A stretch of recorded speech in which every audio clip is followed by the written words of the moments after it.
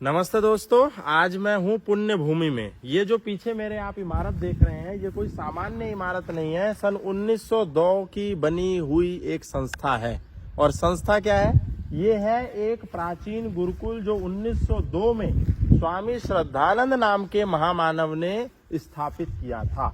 अखिल भारतीय शुद्धि सभा के संस्थापक थे स्वामी श्रद्धानंद। आर्य समाज के अग्रणी नेताओं में से एक थे।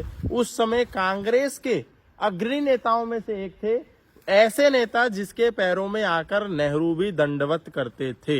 आर्य समाज के स्वामी श्रद्धानंद हिंदू महासभा के अध्यक्ष भी रहे कई समय तक।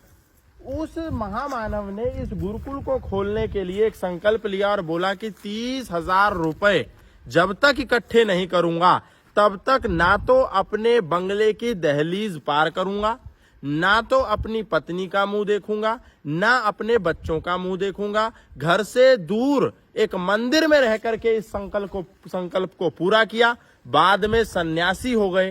सन्यासी होने के बाद देश और धर्म के कार्य में निरत हो गए। तो सोच करके देखिए, स्वामी श्रद्धानंद ने इस संस्थान की स्थापना करी थी देश को बचाने के लिए।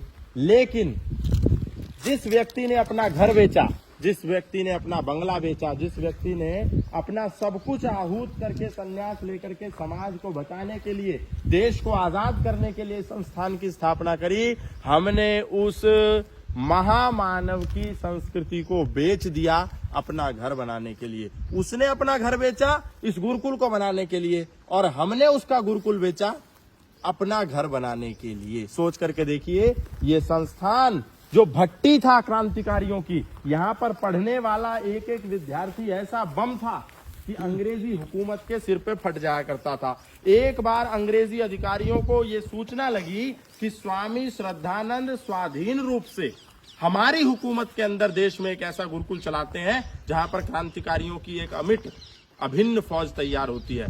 तो वायसराय भी यहाँ पर आए। सोच करके देखिए, दुर्गम क्षेत्र, पहाड़ियों के बीच में, एक तरफ गंगा बह रही है, लेकिन बावजूद इसके वायसराय यहाँ पर आए थे। गांधी यहाँ पर आए थे, महामना मदन मोहन मालवीय यहाँ पर आए थे। और वायसराय जब यहाँ पर आए, उन्होंने जाकर के बताया अंग्रेज अधिकारियों को कि वहां तो ऐसा ऐसा गुरुकुल चल रहा है।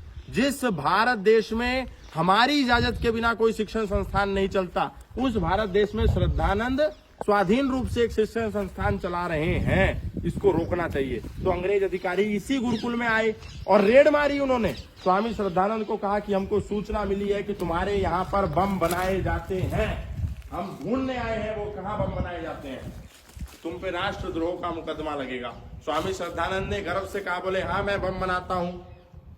जब ये बात स्वीकार कर ली तो अंग्रेजों ने पूरे इस गुरुकुल परिसर की छानबीन करी तो एक भी बम नहीं मिला। वापस स्वामी श्रद्धानंद के कक्ष में गए और बोला कि तुमने बम छुपा दिए हैं, बताओ कहां पर है बम। तो स्वामी श्रद्धानंद ने कहा, मैंने नहीं छुपाए, चलो मैं तुमको दिखाता हूं।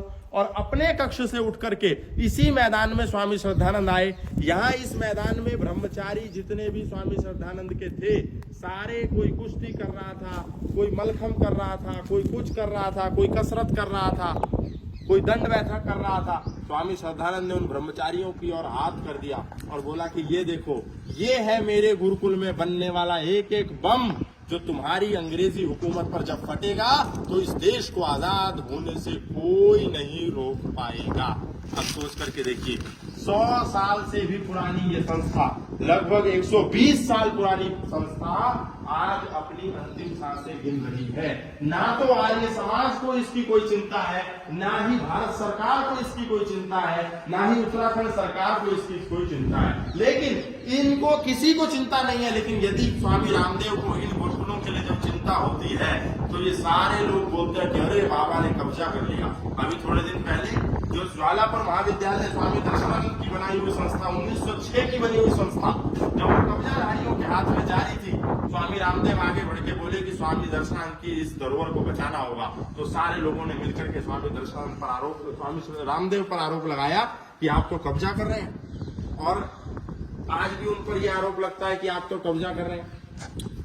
उसी स्वामी रामदेव को जब हम ये दे देंगे या उनको कहेंगे कि स्वामी जी आप ये संभाल लो, तब ये लोगों के पेट में दर्द हो जाएगा। अब आप ये देखिए, ये कितना पुराना, किसी ने 3100 रुपए दिया, किसी ने 500 दिया, किसी ने 600 दिया, और उस काल में आज से 120 वर्ष पूर्व इस संस्थान को खड़ा किया था। तो मैं ये कह रहा था कि स्वामी रामदेव जी जैसे व्यक्ति जब इसको संभालते हैं तो उन पर कब्जादारी होने का टैग लगता है, और इन पे ये संभलता नहीं। जिनका ये है, ये पिलर देखिए, इस बात के प्रमाण है कितना प्राचीन है। आप छत भी देखिए इसके अंदर, ये कितनी ऊंची छत है। आप उस समय 100 साल पहले स्वामी संस्थान की सोच कैसे है, कितना ऊंचा लंबा कक्ष है, क्या हम इसको संभाल नहीं सकते? इसकी ओर हमें ध्यान आकर्षित करना होगा। मैं उत्तराखंड के माननीय मुख्यमंत्री श्री पुष्कर सिंह धामी जी से कहूंगा कि कृपया इसको उत्तराखंड की धरोहर के रूप में स्वीकार करें। माननीय प्रधानमंत्री जी से भी कहूंगा, माननीय गृह मंत्री जी, माननीय संस्कृति मंत्रालय के जो हमारे आज के मंत्री हैं भारत सरकार के, उनसे हाथ जोड़ के निवेदन करूंगा कि इस संस्था को बचाइए। ये देश की धरोहर है। देश को आजाद करने वाले जो बम थे, जो क्रांतिकारी थे, उनकी फौज यहाँ से तैयार हुआ करती थी। इसलिए ऐसी धरोहर को हम ऐसे खंडर नहीं छोड़ सकते। ये हमारी आत्मा है, ये गुरुकुल। मैं स्वयं गुरुकुल कॉलेज का छात्र हूँ, मैं स्वयं यहाँ का स्नातक हूँ। आप इसको बचाइए। ये 3000 बीघा जमीन बता रहे हैं, अभी मेरे को कंफर्म तो नहीं है, लेकिन सूचना प्राप्त हुई है कि लगभग 3000 बीघा भूमि पर ये गुरुकुल बना हुआ है। तो इतनी 3000 की भूमि है, गुरुकुल तो कम क्षेत्र में बना है। 3000 बीघा की जो भूमि है, इसको हमें बचाना ही होगा। ये हम ये कोई प्रॉपर्टी किसी प्राइवेट नहीं है, लोगों ने 1-1 रुपया देकर के इसको तैयार किया है।